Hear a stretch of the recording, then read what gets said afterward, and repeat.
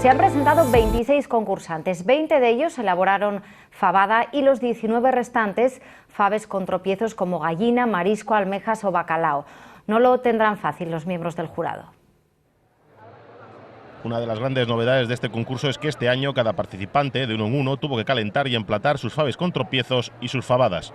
Presento tres fabades, una la fabada asturiana y dos con tropiezos. Uno es con calamares y otro es con callos. Faves de tocín y morcilla. Cocina es cocina de leña, como antiguamente. Puse en la de gas para que eso y luego ya para la de leña. Yo no tengo vitro, no lo engaño. Me presento con fabada y faves con almejes y alcachofa. ¿Faves con alcachofa? Muy buenas, la verdad que están.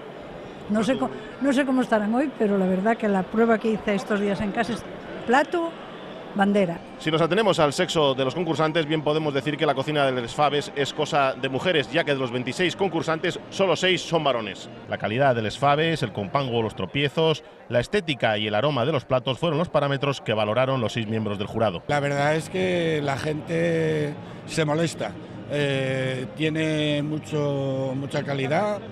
Y bueno, va a ser difícil. Pues hay fava buena y bien. Hombre, igual hay demasiado acento en los participantes en echar demasiado sabor y la fabada tiene que tener una buena fava y un buen compango, o sea, es sencillo. Este concurso gastronómico para aficionados fue el broche de oro a las jornadas gastronómicas y culturales de les faves de Villaviciosa, que este año han alcanzado su edición 23ª.